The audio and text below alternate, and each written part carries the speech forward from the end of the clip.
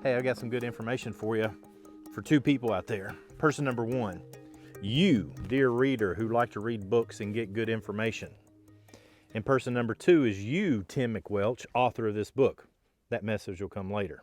So survival and disaster readiness is one of those topics that's probably one of the most subjective ones that we could discuss, meaning everybody's household is different, physical fitness is different, level of preparation and experience and skills and all the things that go into survival and disaster readiness, we're all different. But in my mind, one of the things that can help us make proper decisions is to understand statistics and critical decision making. This book is completely full of both of those two things. Here's what I mean. Statistics allow you to make better decisions, meaning, hey, when we're looking at nuclear disaster, for example, what's the likelihood that that's going to happen? And with this percentage of likelihood, how do we handle ourselves if we're single living in an apartment in New York City versus we've got a family of four living in Idaho or what have you? Tim has so many levels of statistics in this book. It's just fantastic. I'm a statistics nerd, so I love it. But it really lets you know that, hey, this aspect of survival is probably not real likely. So let's not concern ourselves with getting prepared for that. Let's look at this where it's very likely and let's get prepared for that. But we have all the information to make that decision critically. And again, as a statistics nerd, check it out, flowcharts. And the bottom results are, sorry you died and congrats you lived.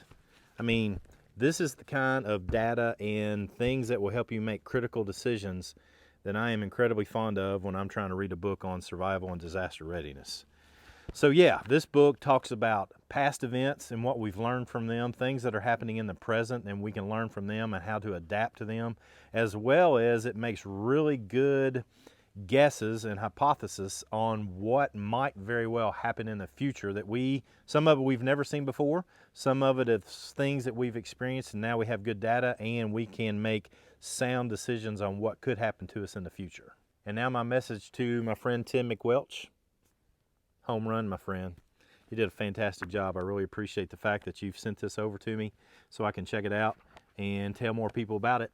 You did a fantastic job. And the illustrations, guys and gals, everybody else, the illustrations in here make it not only an intelligent educational book, but one that is actually enjoyable to look through and just look at the illustrations. Fantastic job, guys. Really appreciate you sending this over to me. As always with Tim McWelch's books, I'm a big fan. I hope you're a big fan. Pick it up.